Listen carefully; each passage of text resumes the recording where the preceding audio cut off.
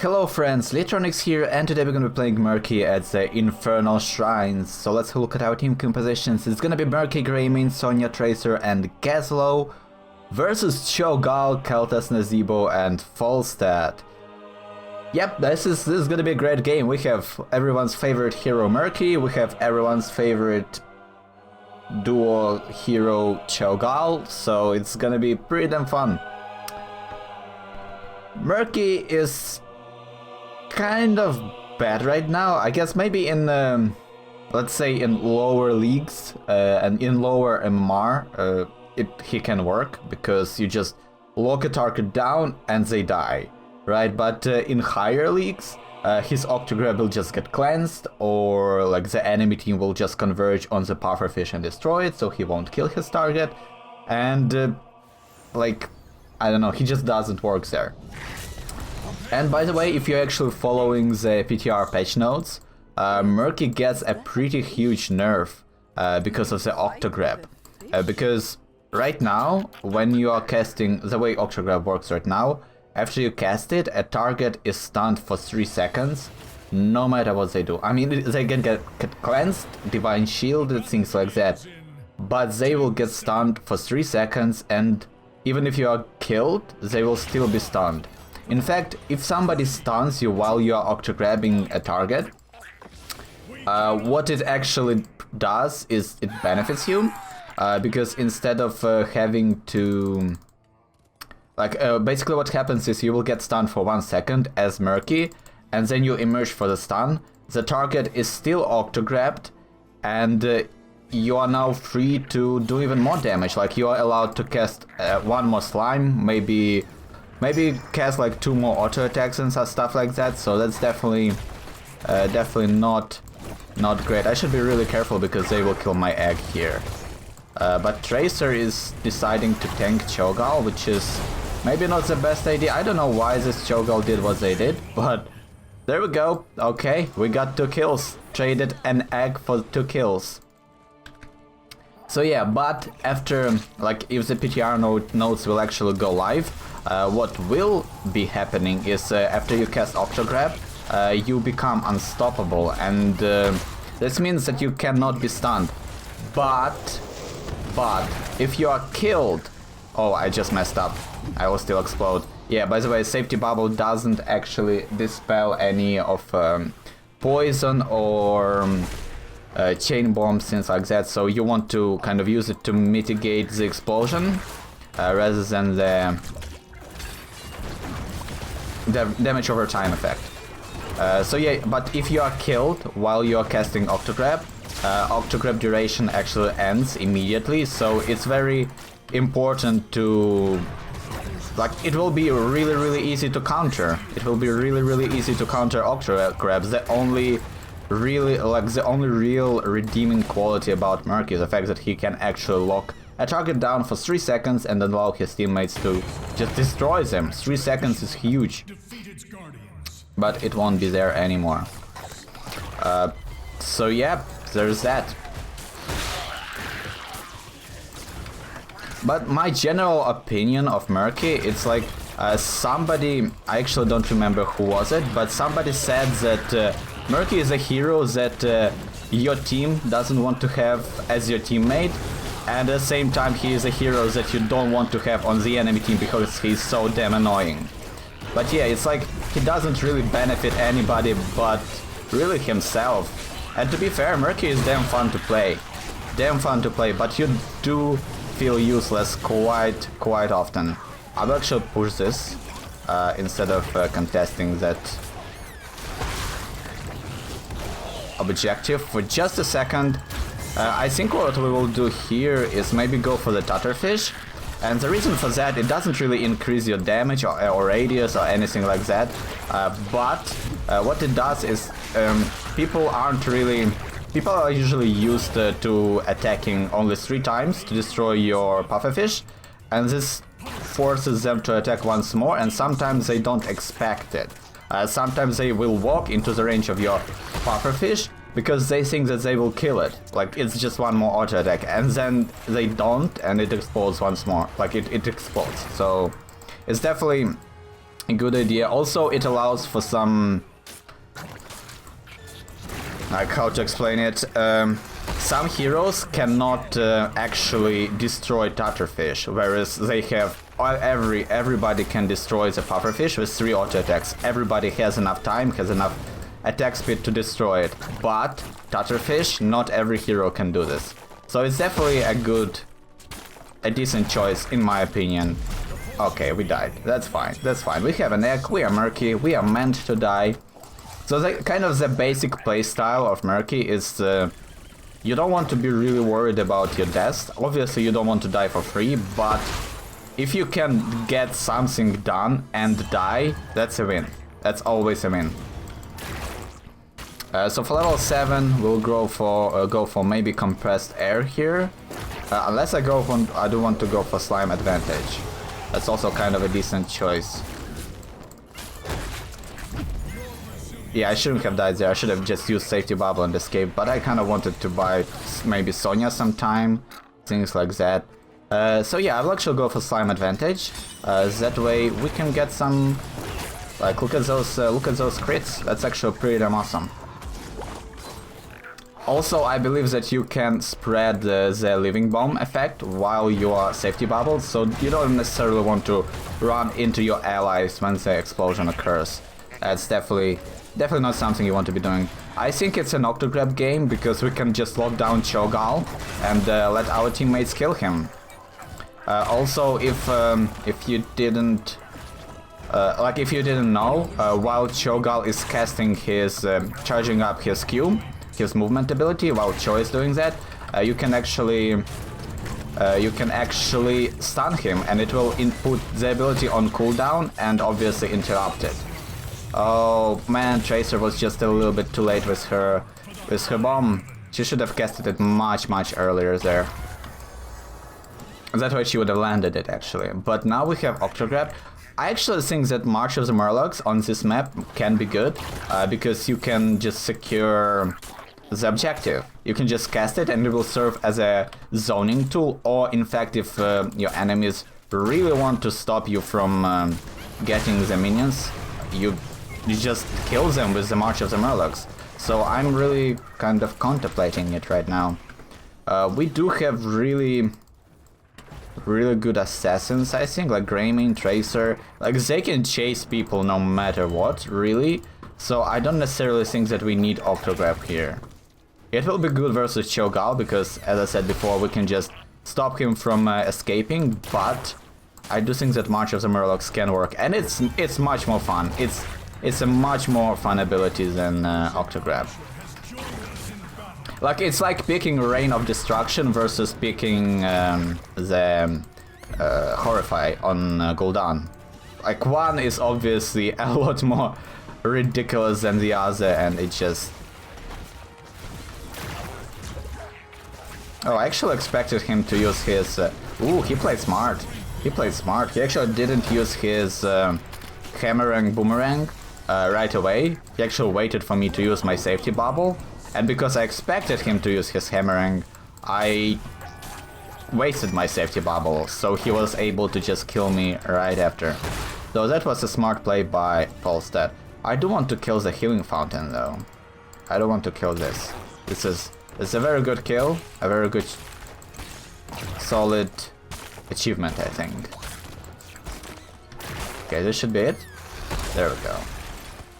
So my teammates are pushing top. I probably should have helped them. But we do have Gazlo, so we can't really do much. Like, we have Gazlo and Murky, so there is only so many things that we can do. But somehow we killed Cho'Gall. Tracer, by the way, is in my opinion, is a good counter to Cho'Gall. You might not think that because her damage is kind of low, and she is not a giant killer. But her mobility allows her to just dance around Cho'Gall forever. Like, he literally cannot do anything to her. Unless she just suicides and tanks his ultimates or something like that. So yeah, every time I play Tracer versus Cho'Gall, it's always a good time. So, and this game kind of proves it. Because she is doing a really good job killing him, I think. She obviously should have went for the Quantum Spike, which she did. And 10% versus 10% maximum health versus Cho'Gall is pretty damn awesome. Pretty damn awesome. So I think we'll go for continuous slime here. That was a mistake, but it's all good. It's all good. I don't know, for some reason I thought he won't have enough damage to kill me there. Obviously I was wrong. But with continuous slime and our slime advantage, we can actually do mercenary camps pretty damn easily.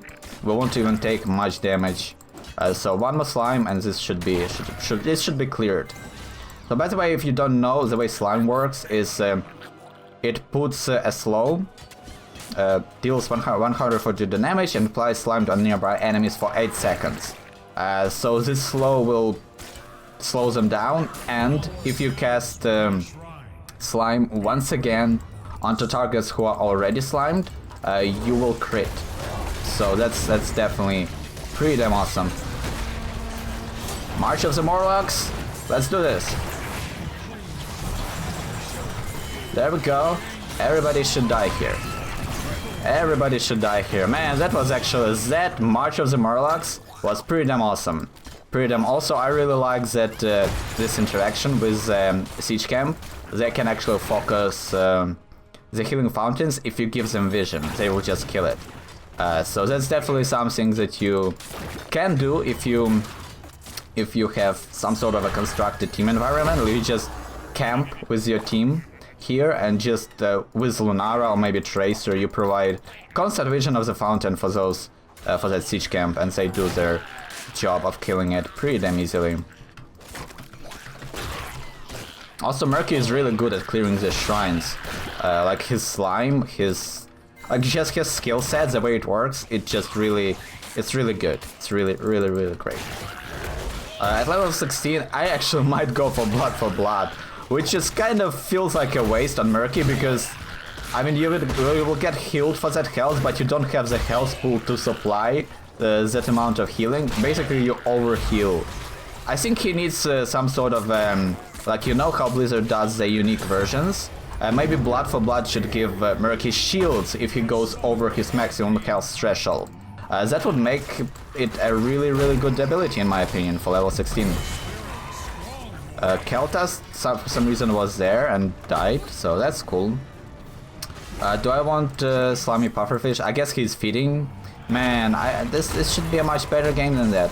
But we will go for Blood for Blood. Cho'Gall actually... Oh no. But March of the Murlocs should wreck everybody here. It should kill everybody. There we go, March of the Murlocs doing work. Man, those Murlocs are kind of devastating if you just walk through them. Ooh, it's so much damage, so much damage. But yeah, I kind of pre-casted it because Cho'Gall was there in the molten block. So if I casted it in front of him, this meant that he should walk through all of those Murlocs to safety, and if he decides not to, my team will kill him. So I think that was a really good placement on my ability there, on my ultimate. But okay, so is Keltas really feeding? I don't know, maybe he's just not great at Keltas. Maybe he's just playing way too aggressively. Because you can't really do that right now. Previously you could be super aggressive as Keltas. Because of the stun meta, because of the duration of his stuns, you just could do stupid things like that and then land a stun and people will die. But now that just doesn't happen. That just doesn't happen now. You really need to stay safe, stay behind your front line, behind your warriors, and let them carry you. Okay, they want to kill me. Do they? No, they don't. Good. This build is super weird, but we have Cho'Gall, so I think it's good. I think it's a good build. So, can we kill Nazebo here? Oh, the frogs can actually kill me pretty easily. Yeah, he really overextended, and there is actually false stats there. So if somebody...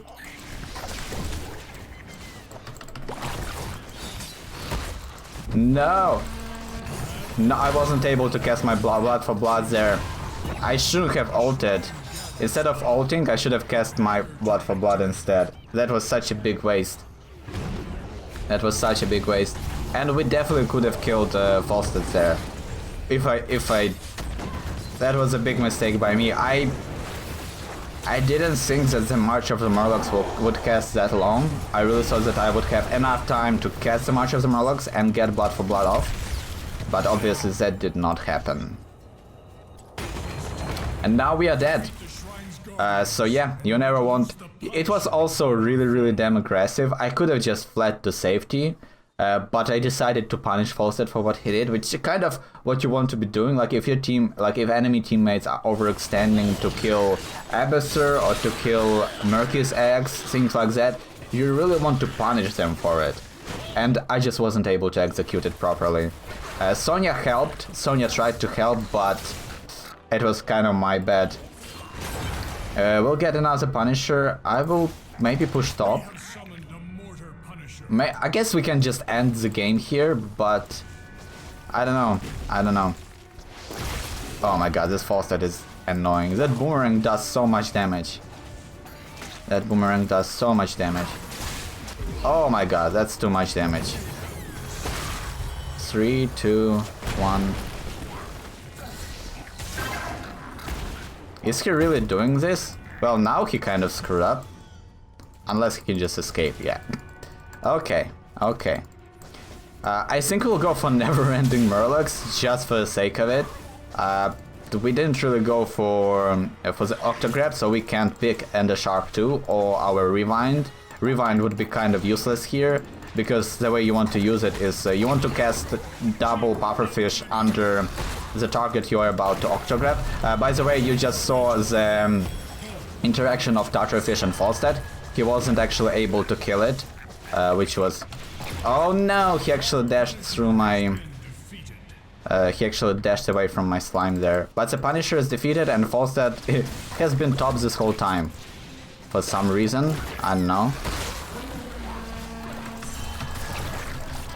Oh, look at that. Oh, we almost killed him, guys. Why did you end the game?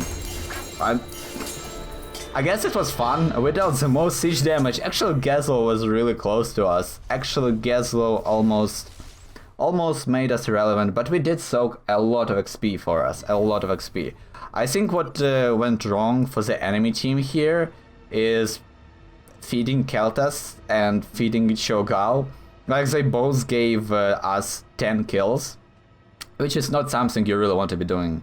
Like, they just gave us so much advantage early games that they were always spiraling down. Like, the way to explain it is, like, we had the early game advantage, right?